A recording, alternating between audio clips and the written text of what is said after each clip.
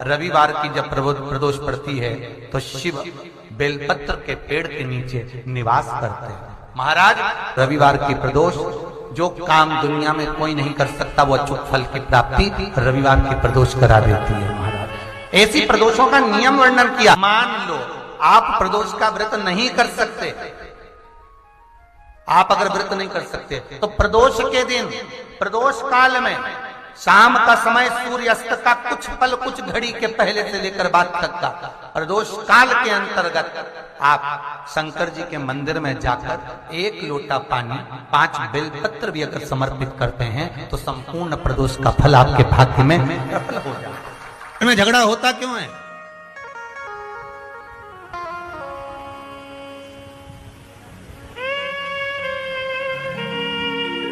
ये बेलपत्री जो होती है ना, अपन इसको शिव जी पे कैसे चढ़ाते हैं?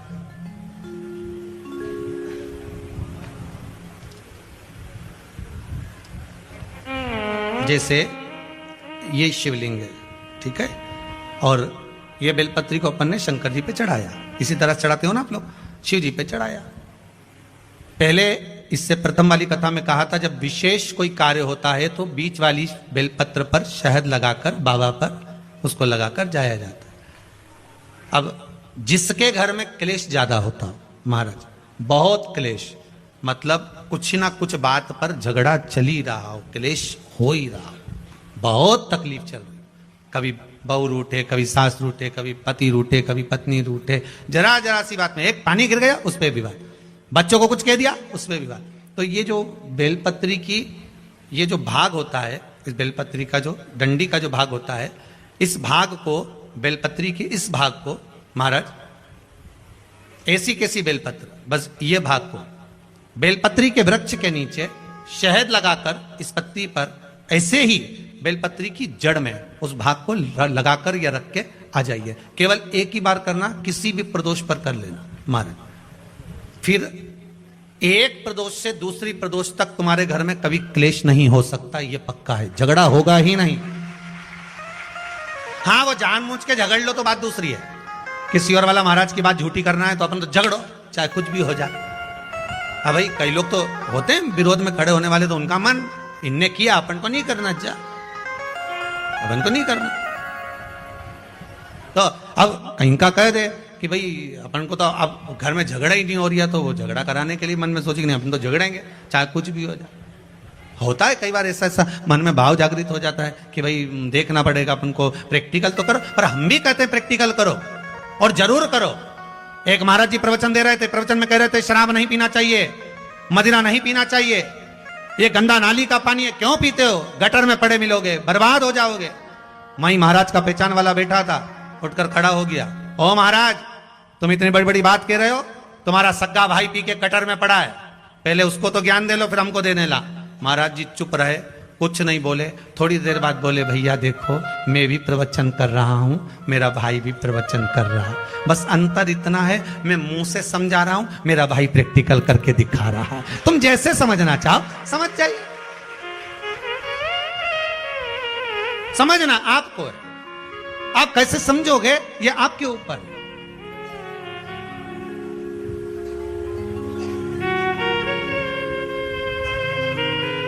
भाई जो ना समझे उसके लिए एक विदेश से एक अंग्रेज आया और उसने दीवार पर जितने कंडे बने थे गाय के उसका फोटो खींचा, तो उसको गांव के 10-12 लोग देख रहे थे और वो बढ़िया हेटमेट लगा के फोटो खींच रहा था, चश्मा लगा के। तो उसको बड़ा आश्चर्य हो रहा था, तो गांव के लोगों ने पूछ लिया,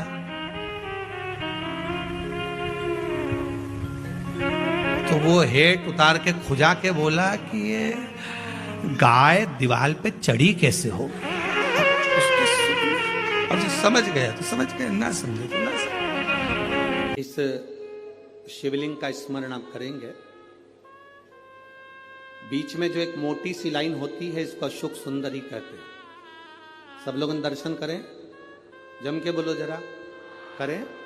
अशोक सुंदरी की जगह जहां पूरी हो जाती है उसके बीच में शिवलिंग और उसके बीच में थोड़ी सी जगह खाली आती है। करें दर्शन, समझना जरा बहुत अच्छे से।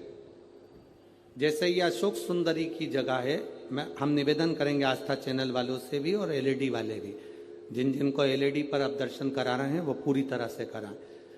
गणेश जी का स्थान, षडानंद कार्तिकेय का स्थान, अशोक सुंदरी का स्थान बीच में। अशोक सुंदरी का जो स्थान पूरा हो जाता है, वहां से लेकर शिवलिंग के बीच में खाली जगह आती है। करें दर्शन आप लोगों ने, खाली जगह आती है।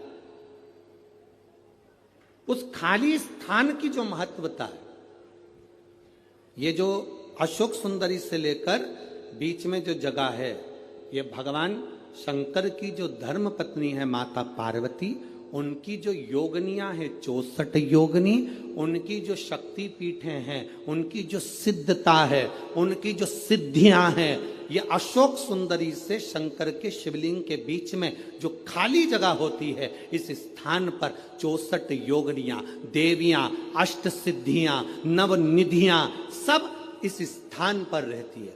इसलिए हमारे यहाँ शिव महापुराण की कथा कहती है, पूर्ण पूजन के बाद अगर कोई नारी, कोई पुरुष, कोई बच्चा, कोई बुजुर्ग अपने मन की बात का स्मरण इस जगह पर हाथ को रखकर, जैसे किसी के हृदय पर हाथ रखते हैं तो दिल धड़कता हुआ स्मरण होता है, उसी तरह यहाँ स्पर्श करेंगे और स्पर्श कर कर जब अपने मन की बात करते हैं तो देवाधिदेव महादेव नंदी के साथ आकर प्रदोष के दिन कार्य की सिद्धता पूर्ण करते हैं। उस स्थान की मूलता होती है, वो स्थान समझ में आएगी ना जगह? अरे बोलो तो जम के। नहीं समझ में आई हो तो एक बार फिर वापिस समझ लीजिए, फिर समझो वापिस। स्थान देखिएगा, अपने को भगवान की कृपा से यहाँ नागपुर में शंकर जी का शिवलिंग कोई ने कागज का बनाकर यहाँ जो भेजा, ये काम बाबा की कृपा से आप लोगों के स्मरण के लिए आया। देखिए जरा, गणेश जी का स्थान, कार्तिकेय जी का स्थान, बीच में ये आ गई अशोक सुंदरी की मोटी सी लाइन। अशोक सुंदरी की लाइन जहां खत्म होती है, वहां से जो शिवलिंग रखा है, इसके बीच की जो जगह है, ये जो बीच में अशोक सुंदरी के स्थान से लेकर शिवलिंग के स्थान के बीच में जो खाली जगह है, ये 64 योगनियां, अष्ट सिद्धियां, नवनिधियां, सब कुछ मेरे देवाधिदेव महादेव ने माता पार्वती को अपने चित्तवृत्ति के साथ यहां अनुमति प्रदान कर रखी है। वहां का स्पर्श, वहां का मात्र स्पर्श और हमारे दिल की बात। शंभो, जिस नारी को 30 साल हो गए हों, बच्चे नहीं हो, 35 साल हो गए हों, संतान नहीं हो, 25 साल हो गए, 20 साल हो गए, संतान का सुख ना हो, और डॉक्टर ने कह दिया कि कोई बहुत बड़ी बीमारी किसी व्यक्ति को है, रोग बड़ा, बीमारी बड़ी है, और उस बीमारी का कोई हल, उस रोग का कोई हल नहीं दिख रहा, कोई हल नजर ना,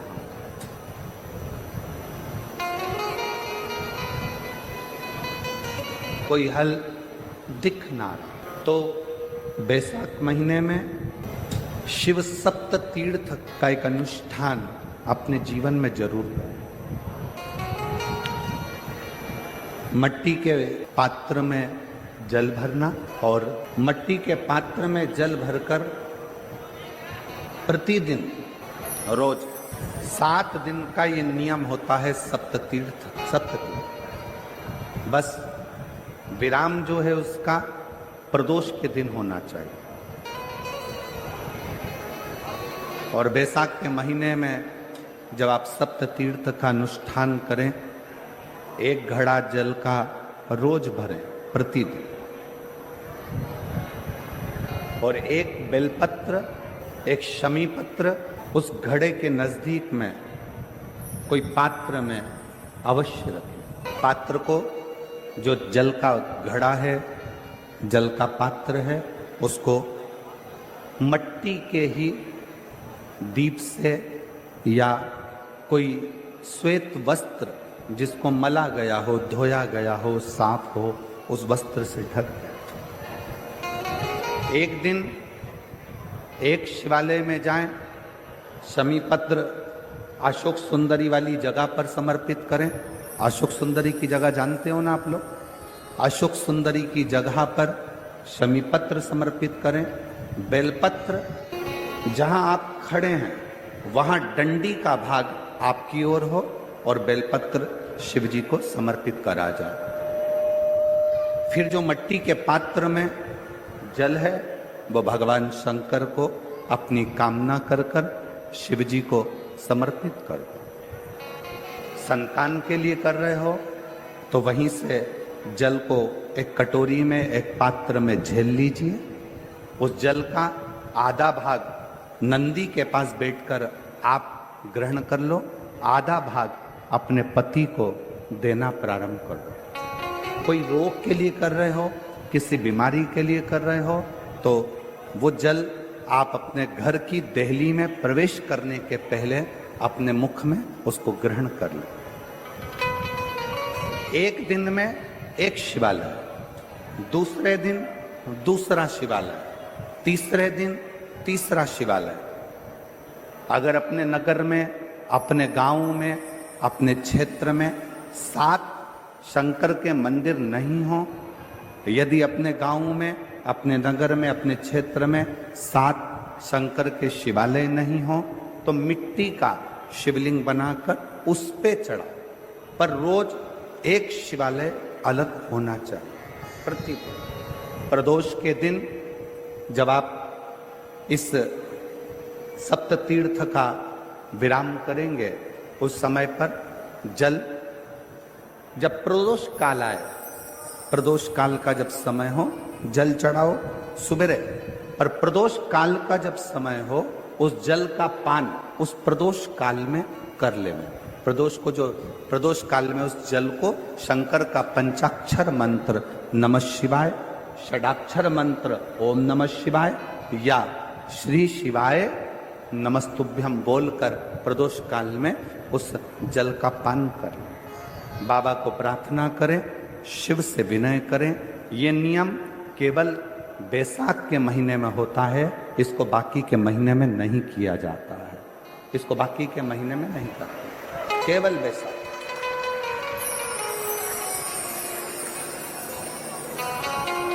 शिव सप्त तीर्थ का जो नियम है वो अपने जीवन में धारण करें।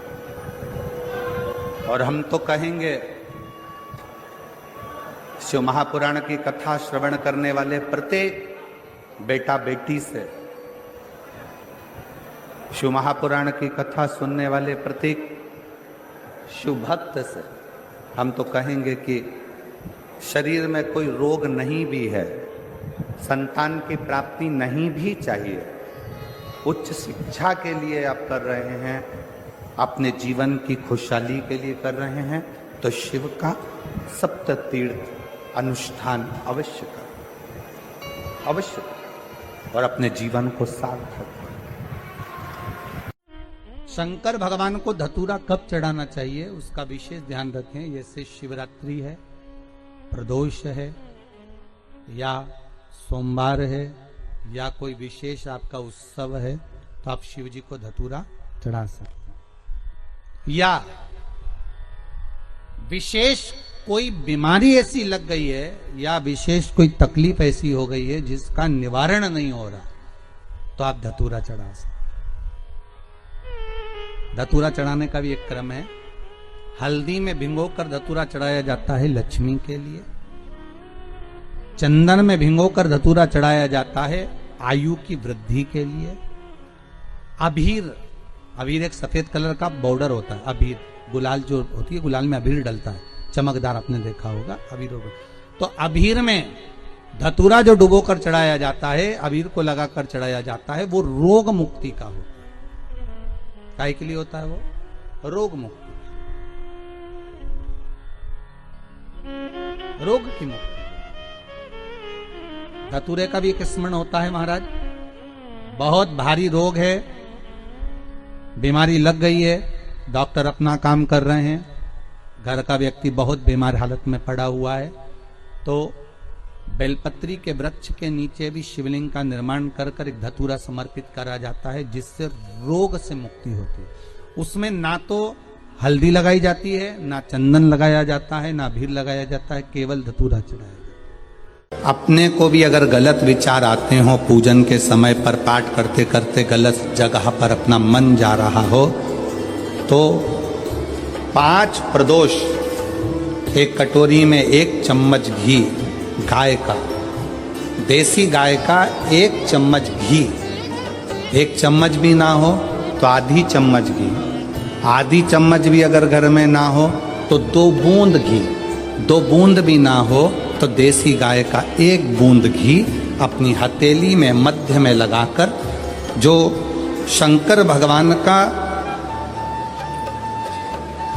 भगवान शिव जी का जो शिवलिंग होता है, उस शिवलिंग के ऊपर के भाग पर अपनी हथेली को रखकर, और जो अशोक सुंदरी वाली जगह है उस जगह पर अपनी हथेली का घर्षण करना चाहिए। लगभग 5 प्रदोष अगर आपने कर लिया तो निश्चित है आपकी बुद्धि में कभी गलत विचार पूजन करते समय आएगा ही नहीं, और गलत दृष्टि की ओर जाओ।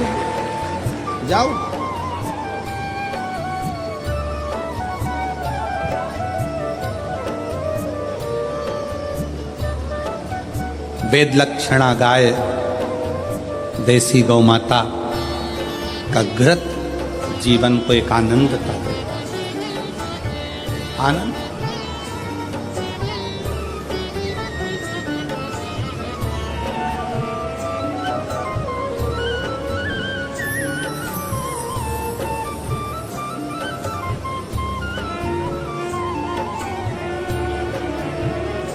भारत के इतिहास में संसद भवन में बैठकर रात रात भर मंथन कर कर जो वक्फ बोर्ड बिल पर संशोधन किया गया, उसके लिए पूरे प्रशासन को बहुत बहुत साधुता,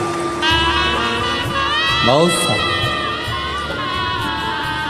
अब ये सब होने के बाद एक संसद में एक बात और पारित हो जाए कि गौ माता की हत्या बंद हो जाए, इससे बढ़कर कोई, उससे बढ़कर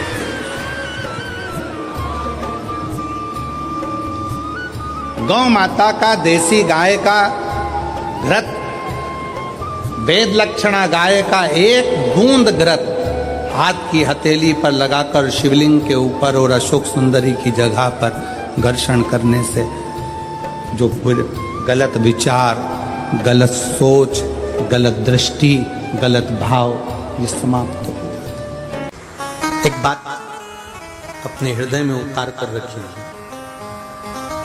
जो बेटियां ससुराल में दुखी हैं, बहुत कष्ट में हैं, या आपस में सामंजस्य पति पत्नी का नहीं बन रहा है, या कोई विवादित वाली बात है, तो निवेदन है तलाक पर बात को लेकर मत जाना। एक बार एक भाव जरूर प्रकट करना, महाराज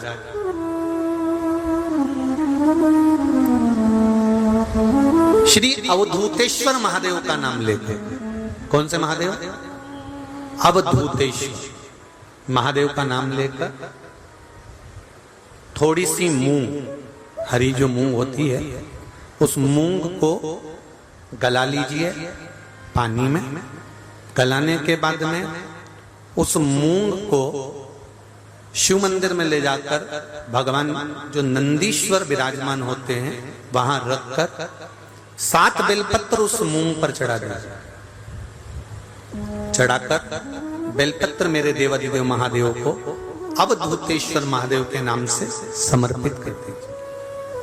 वो मूंग उठाकर गौशाला में या आपके रोड पर कोई नंदी दिख जाए या गौशाला में कोई नंदीश्वर हो तो उस नंदी को वो मूंग खिला दीजिए थोड़ी सी।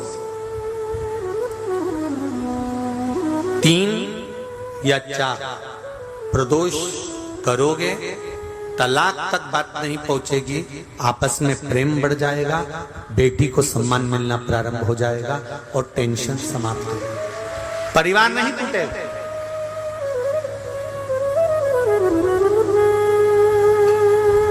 हमारे यहाँ तो मूंग का प्रयोग, जो हरी मूंग होती है, धना होता है, खड़ा धना, गुड़,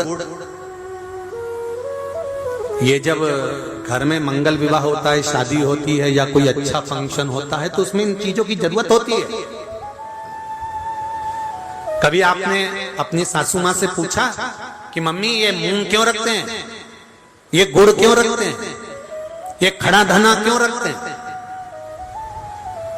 ये तो सब दाल का सामान है, ये तो सब वहां रसोई घर में होना चाहिए, फिर ये पूजा की थाली में इसको क्यों रखते हैं? उसका कारण क्या है?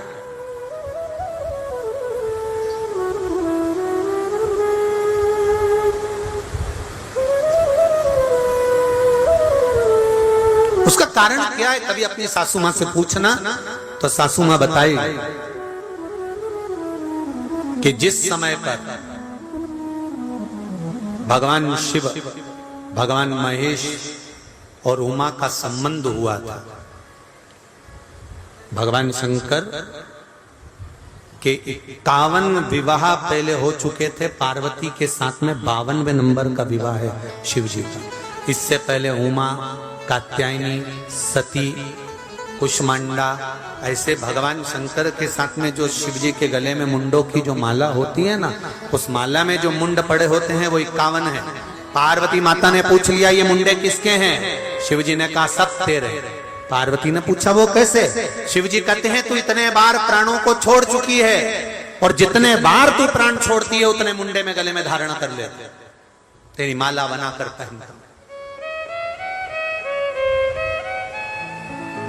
उमा और महेश का जब विवाह हुआ था, भगवान उमा और माता उमा और भगवान महेश का जब मंगल विवाह हुआ था, उस विवाह के समय पर माता उमा रुष्ट होकर भगवान शिव से, ऐसा नहीं है कि केवल माता उमा रुष्ट हुई, तिरुपति चले जाओ तो माता लक्ष्मी रुष्ट होकर नीचे बैठ रही है।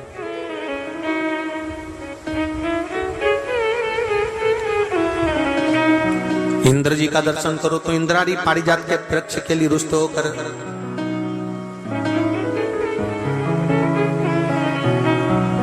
ब्रह्माणी और ब्रह्मा का दर्शन करो तो गायत्री मैया को यज्ञ में बिठा लिया पुष्कर जी में, तो गायत्री मैया को देखकर सरस्वती रुष्ट होकर बैठ गई। ऐसा नहीं है कि रुष्टता नहीं होती है, पर उस रुष्टता में दोनों का साथ भी होता है।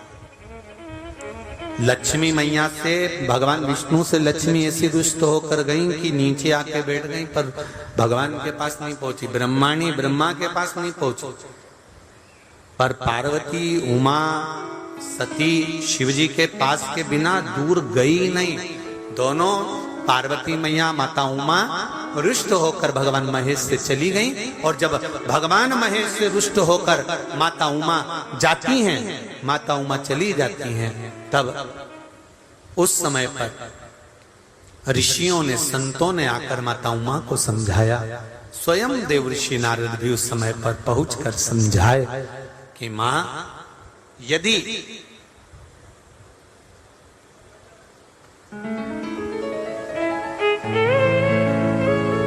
जो नंदी दिन भर भगवान की आराधना में लगा रहता है,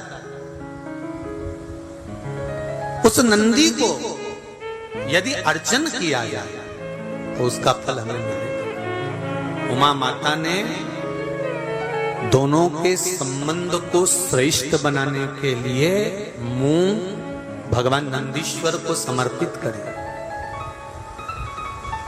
बहुत ध्यान दीजिएगा, आज भी बुजुर्ग माताएं पूजा की जो थाली रहती है उसमें गुड़, मूंग, धना, जब मंगल विवाह होता है या कोई अच्छा कार्य होता है, शुभ कार्य होता है, तो उसमें ये रखती हैं। उसका कारण है कि जिसका संबंध जोड़ा जा रहा है, जो लड़का लड़की का संबंध हो रहा है, या कोई सगाई हो रही है, या इन लोगों का आपस में कोई जुड़ाव हो रहा है, या दो रिश्तेदार आपस में मिल रहे हैं, तो इन लोगों में कभी विवाद खड़ा नहीं। चतुर्मास के अंतर्गत 4 महीने सावन, भादो, कुंवर और कार्तिक।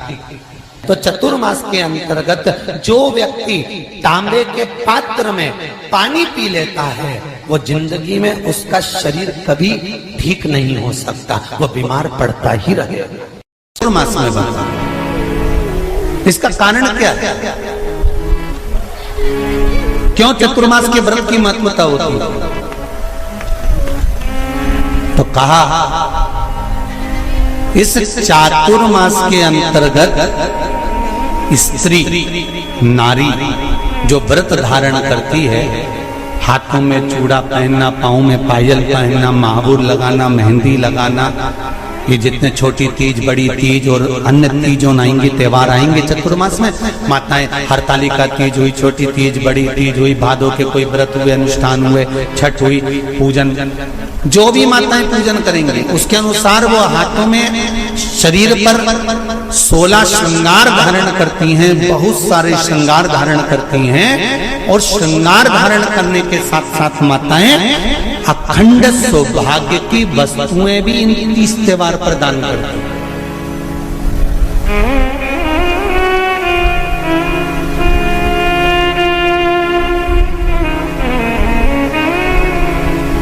जो अखंड सौभाग्य की सूचक, जो अखंड सौभाग्य की वस्तुएं वो देने का प्रयास करते हैं, दान।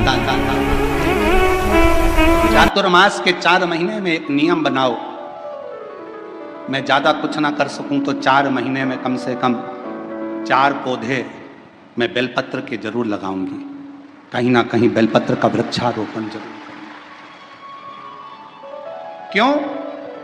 मान लो हम चले भी गए और हमारे परिवार के लोग मान लो शंकर जी की पूजा नहीं कर पाए, भगवान शिव की आराधना नहीं कर पाए, भगवान शंकर की भक्ति ना कर पाए, तो मेरे द्वारा लगा हुआ ये बेलपत्री का पौधा बड़ा होगा, कोई ना कोई इसकी पत्ती तोड़कर शिव जी को चढ़ाएगा, कम से कम मेरे कुल का उद्धार होगा, मेरे वंश का उद्धार होगा, मेरी पीढ़ी का उद्धार। लगाओ, हम ज्यादा पौधे लगाने का नहीं बोल रहे आपसे तो 4 महीना चतुर्मास के 4 पौधा लगाने का एक बना लो कि मुझे एक बेलपत्री का पौधा हर महीने लगाना है। चातुर्मास के 4 महीने में मैं ज्यादा कुछ ना कर सकूं तो 4 महीने में कम से कम 5 पुष्प जो पूर्ण तरह से सुख देने वाले, आनंद देने वाले, जो सहजता में आपको मिल सकते हैं, ये वो 5 पुष्प हैं जो आपको आपके गांव में भी, अपने गांव में घूम लो तो वो मिल जाएगा। 5 पुष्प में पहले नंबर का पुष्प है पारिजात का पुष्प, दूसरे नंबर का पुष्प है, बोलते जाओ जल्दी, कनेर का पुष्प, तीसरे नंबर पर पुष्प है शमी का पुष्प, चौथे नंबर पर पुष्प है मंदार आकड़े का पुष्प, और 5वें नंबर पर जो पुष्प है वो है धतूरे का पुष्प। अब इन पुष्पों के अलावा भी कई पुष्प देवाधिदेव महादेव को चढ़ते हैं, उनका एक अलग अलग नियम है। पर सावन के महीने में जो नीला कलर का जो पुष्प होता है, हार श्रृंगार का पुष्प, एक अगर देवाधिदेव महादेव को आपने चढ़ाना चालू कर दिया, समर्पित करना प्रारंभ कर दिया, तो आपको पीछे पलट कर देखने की जरूरत नहीं पड़ेगी, महादेव हाथ पकड़ ही रहता है। में केवल एक, शिव जी कहते हैं केवल एक